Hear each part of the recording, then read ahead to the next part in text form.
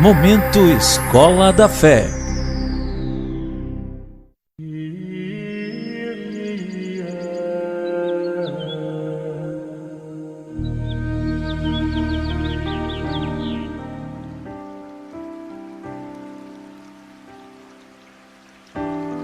Em nome do Pai, e do Filho, e do Espírito Santo. Amém. Salve Maria, prezada Edmundo, salve Maria, queridos ouvintes. Me chamo José Gleison, faço parte do Instituto São Felipe Neri aqui em Fortaleza. Atualmente estou morando nesta cidade, mas sou pernambucano e é com muita alegria que me dirijo a vocês, meus conterrâneos, e as demais pessoas que nos escutam de várias partes através das ondas da rádio. O tema de hoje é dúvidas sobre a missa tridentina e recebi algumas perguntas para tratá-las com vocês. Vamos para a primeira. Como é a missa tridentina? Então, antes de falar propriamente da missa tridentina, é interessante dizer que o rito romano tem duas formas de se celebrar: a forma ordinária e a extraordinária. Nos deteremos aqui nas questões que envolvem o rito romano na forma extraordinária. A princípio, a formalidade e o elaborado rito da missa tradicional pode nos parecer um pouco desconhecido. Notamos que há uma atmosfera de oração e reverência entre as pessoas que participam da missa.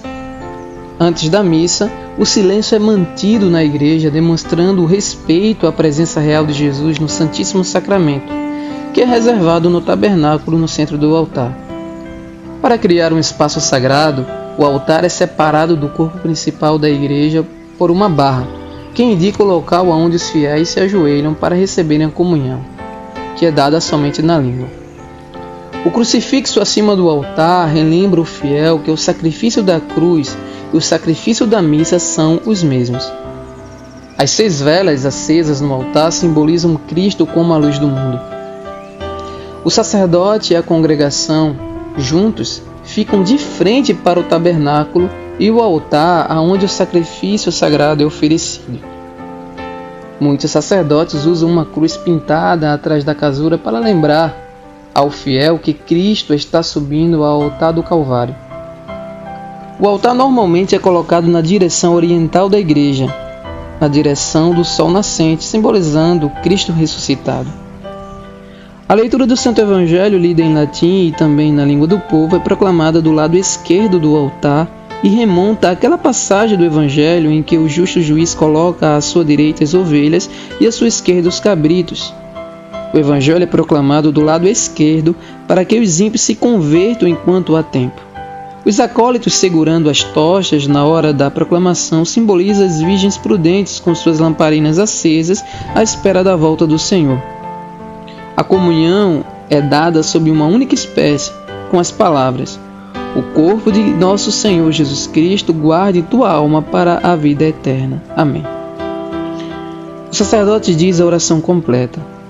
Há 2 formas principais de missa: solene e rezada. Uma missa rezada é uma que é simplesmente recitada pelo sacerdote.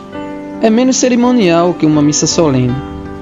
Uma missa solene é cantada usando várias formas do canto gregoriano ou polifônico, e o incenso é usado somente na missa solene. Temos aqui uma outra pergunta: qual a origem do nome tridentina? Bem, tridentino se refere ao Concílio de Trento, que ocorreu entre 1545 a 1563, que unificou a prática litúrgica na Igreja Ocidental. O Papa São Pio V alcançou esta meta em 1570, quando emitiu a restauração do missal romano após o concílio. A missa tridentina foi baseada nas mais antigas e veneráveis fontes litúrgicas ocidentais. São Pio V decretou na bula papal, conhecida como Quo Primum, que seu único rito de missa fosse usado por todos na Santa Igreja. No entanto, exceções foram feitas para os ritos que tinham estado em uso contínuo por pelo menos 200 anos. Entretanto, muitos preferem chamar a Santa Missa na forma extraordinária do rito romano de missa gregoriana, missa de sempre, missa antiga, missa tradicional, pelo fato de que o rito romano desenvolveu-se já há muitíssimos séculos antes do Concílio de Trento. A liturgia católica é viva, é orgânica e desenvolveu-se ao longo dos séculos e foi enriquecida nas suas expressões e ritos. o rito romano é próprio do Ocidente, ou no Ocidente, mas há outros ritos orientais que fazem parte da catolicidade da Igreja de Cristo. A Santa Missa, portanto, remonta desde eras apostólicas e tem sua fonte primária no próprio Senhor Jesus Cristo. Temos aqui uma terceira pergunta: o que é rito? Conceituando catolicamente, o rito é uma palavra com origem no termo latim ritus. São conjuntos de orações feitas a Deus de forma ordenada. O desenvolvimento do rito ao longo dos séculos foi imprescindível para proteger o coração da missa, isto é, a consagração eucarística. Analogamente, o rito é um esqueleto que protege o órgão vital, nesse caso, como já foi dito, o coração da missa. A quarta pergunta: faz sentido celebrar uma missa no rito antigo? Não estaria ele ultrapassado? De forma alguma. O tesouro da tradição é inestimável e de uma excelência inenarrável. Lembre-se que o rito antigo foi celebrado por vários santos ao longo dos séculos. Participar da missa que Padre Pio e tantos outros celebravam, que São Francisco, Santa Teresa e Santa Teresinha participavam, faz-nos aspirar pela santidade e viver e morrer de amor pela Santa Madre Igreja. Não podemos, de hipótese alguma, cuspir no prato que comemos, ou jogar no lixo tudo isso com um falso pretexto que as coisas mudaram e que temos que nos adequar ao mundo. Esse pensamento modernista está assolando a nossa igreja. É por conta de ideias assim que o santo sacrifício da missa está sendo profanado, banalizado, o Santíssimo Sacramento sendo tratado como coisa, a modéstia quase que inexistente em muitos templos.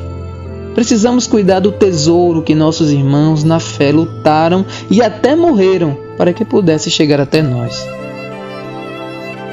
Uma outra pergunta que nós temos: por que as mulheres assistem de véu? Bem, além de ser altamente recomendado por São Paulo na sua primeira carta aos Coríntios, no capítulo 11, no versículo 5 ao 6, o véu tem significados especiais e, por que não dizer, eclesiológico e escatológico. Eclesiológico porque a mulher representa a igreja, como afirma São Paulo na carta aos Efésios. Escatológico porque quando a mulher entra na fila da comunhão, ela está indo, assim como a igreja, para as núpcias do Cordeiro, para a comunhão espiritual. O noivo, que é nosso Senhor Jesus Cristo, está à espera dela no altar. É o que acontecerá no fim dos tempos, a união de Cristo e a igreja.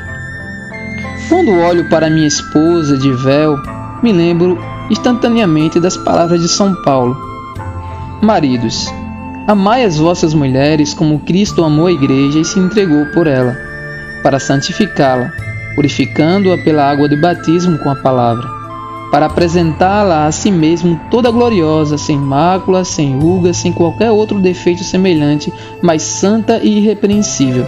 Efésios capítulo 5, versículo 25 ao 27. Essa é uma forma carinhosa que Deus nos faz lembrar de minha missão enquanto esposo. A mulher também deve ser a imagem da Santíssima Virgem, em sua humildade e em sua modéstia. Podemos dizer que a glória da mulher são os seus cabelos, cabelos esses que merecem um cuidado muito especial e a dedicação de várias horas para cuidar. Pois bem, veja esse significado. Quando a mulher se cobre com o véu, ela está escondendo a sua própria glória para dar glória a Deus, e isso é belíssimo. Já parou para analisar que tudo o que é sagrado na igreja é coberto com o véu? Interessante dizer que o uso do véu não foi abolido e muito menos proibido. Que possamos voltar com esse costume tão belo e tão precioso. Aproveito para falar também da modéstia no vestir, tanto para os homens quanto para as mulheres. Alguns dizem que o que importa é o interior. Isso é verdade, mas não exclui o exterior. Ambos devem estar em harmonia. Quão virtuoso é quando o exterior reflete o interior. Se as vestes muitas vezes tornam-se inspiração para pecar, tanto mais as vestes envolvidas na modéstia e no pudor nos inspirará a santidade. Sexta pergunta: a reforma litúrgica não aboliu a missa tridentina? De forma alguma. O Papa Bento XVI deixou isso muito claro e ratificou no motu proprio Summorum Pontificum. Recomendo ao ouvinte ler o documento citado. Todavia, a missa antiga foi e é muito perseguida pela ala modernista e progressista da Igreja. Sétima pergunta: por que o padre fica de costas para o povo? Isso não caracteriza desprezo? Absolutamente não.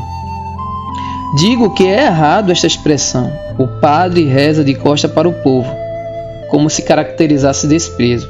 Na verdade, o padre reza na mesma posição que o povo, voltados todos para Deus, e isso é belíssimo. Todavia, há alguns momentos na missa em que o padre se volta para o povo e fala diretamente a ele. Oitava pergunta: por que a Assembleia não ouve o celebrante celebrar a missa tridentina?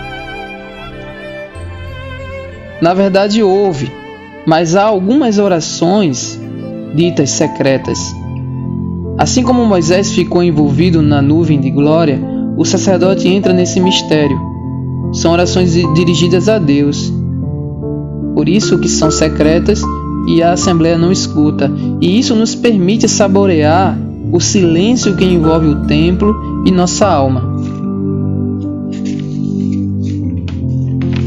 A última pergunta, que é uma pergunta muito corrente, que é sobre o latim, né? Muitas pessoas falam mal da missa tridentina por usar o latim, como essa pergunta vem a calhar. O latim é uma língua morta que o povo não entende. Por que rezar a missa nesse idioma?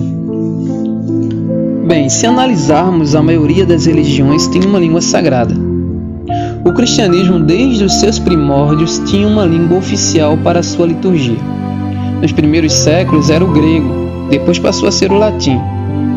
Quando entendemos o princípio da unidade, fica fácil abraçar essa ideia.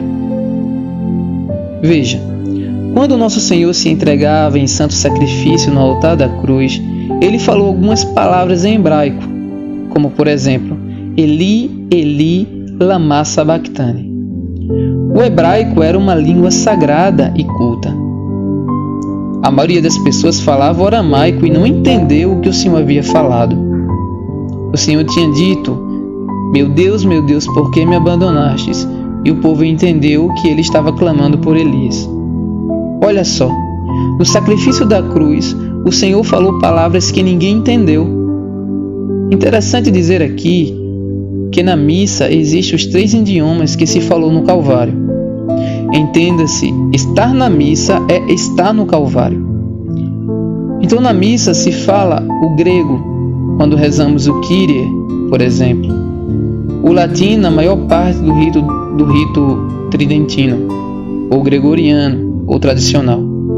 E o hebraico, Amém, Hosana, são justamente os 3 idiomas que se falou no Calvário. Falando ainda do latim, ainda continua sendo a língua oficial da Igreja Católica Romana e tem sido usado como a língua litúrgica no Ocidente desde o século III. A natureza imutável do latim tem conservado a doutrina ortodoxa da missa, que nos foi herdada dos pais da Santa Igreja. O uso do latim na missa e em documentos oficiais da Igreja tem sido fundamental em apoiar a universalidade e unidade da Igreja. O Papa Bento XVI indicou o uso do latim e o canto gregoriano na liturgia na sua exortação papal de 2007 sobre a Eucaristia, Sacramentum Caritatis. Embora a missa tradicional seja dita ou cantada em latim, a maioria dos fiéis que participam na liturgia usam seus próprios livros de oração, missais, que contêm o texto em latim acompanhado por sua tradução no vernáculo, ou seja, na língua do povo. Então é isso, pessoal. Agradeço a oportunidade, e já deixo aqui um convite. Há uma igreja na Arquidiocese de Olinda e Recife que tem a graça de celebrar a missa na forma extraordinária. Se eu fosse você, não perderia de participar. E quando eu estava em Recife, frequentava assiduamente esta comunidade. As celebrações acontecem todos os domingos na igreja de Nossa Senhora do Rosário da Boa Vista, às 11 horas da manhã. Fica na rua por trás do Atacado dos Presentes da Conde da Boa Vista. Sou José Gleison, do Instituto São Felipe Neri, de Fortaleza, e espero tê-los ajudado respondendo a esses questionamentos. Fiquem com Deus e até mais. Salve Maria! Salve Maria a todos!